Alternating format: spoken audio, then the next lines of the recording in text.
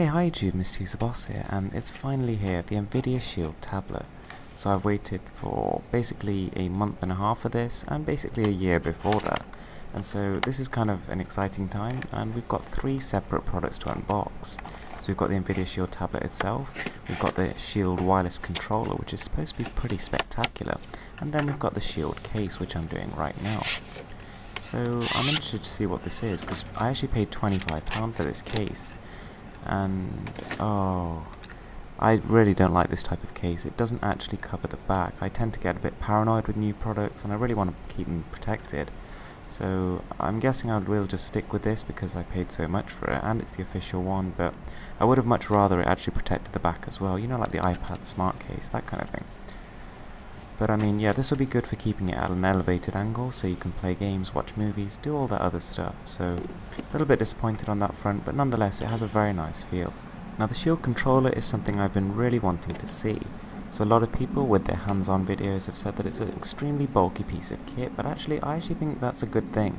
I mean, especially for people like me with quite big hands, a bulky controller is definitely not a bad thing. It gives you more of a meaty feel and a little bit more weight than something like the Xbox 360 or the PS3 controllers, both of which I found slightly on the small side. Okay, so inside the box, I think it's just the controller itself, and I absolutely love the packaging on all of these Nvidia products. They're very, very unified, and they all look very impressive. So yeah, the packaging is very, very nice. The controller is sort of embedded in there, and it's held in place by the mold. Inside the box, I don't think we have much else, but the controller itself is really something to look at. It's just beautiful, and the actual finish is much, much nicer than anything I've felt before on a controller. It doesn't feel very plasticky. It's got kind of a matte finish, kind of like the PlayStation Vita on the Slim, so it's very, very nice. On top of that, we've actually got a trackpad with a physical click and also physical volume control buttons, which is an added benefit compared to the Nvidia Shield original model, which didn't have that. On top of that, we can now support headphone out, which means that even when you're not connected to the Shield tablet via a cable directly, you can connect straight to the controller, and you have ultra low latency wireless sound. So, I mean, it's just two manuals and the rest of the box, so pretty straightforward and nothing too fancy, but the controller itself is where it's really at. There is also a charging cable, but I won't be using that because it just accepts micro USB, and so I've already got loads of those lying around. Now, here we come to the really interesting bit. This is the Nvidia Shield tablet, and I bought the standard 16GB model, which is the one that released first. I think the actual official release date in the UK is today. And there's also a 32GB LTE model which releases a couple of weeks later, but I honestly couldn't wait for that, and it cost an extra £60, so I couldn't really see the benefit considering we can just use a micro SD card. Right, so I guess all the pictures are true. It does basically just look like a really big HTC One. But we'll come to that later, we'll just see what else is in there. So we have a kind of nice looking, actually engraved charging adapter, and we have both UK and US slots, which means that they're actually sending the same product to both locations. Kind of interesting actually.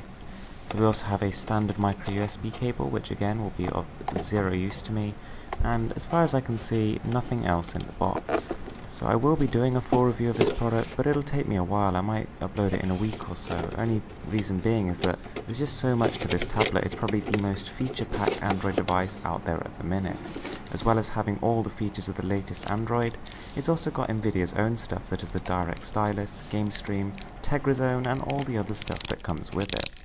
So the actual tablet itself is very, very nice.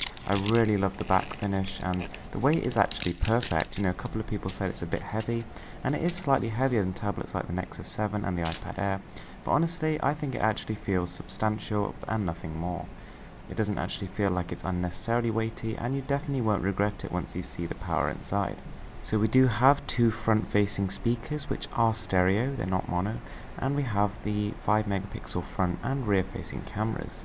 We also have the Direct Stylus 2, which is actually meant to be a huge improvement on the first. It's got a rubber tip and actually measures the intensity of your presses by the amount of the tip that touches the screen. So I'm extremely excited to have a play with this. I will have a couple of videos up and a full review within a week. Thanks for watching.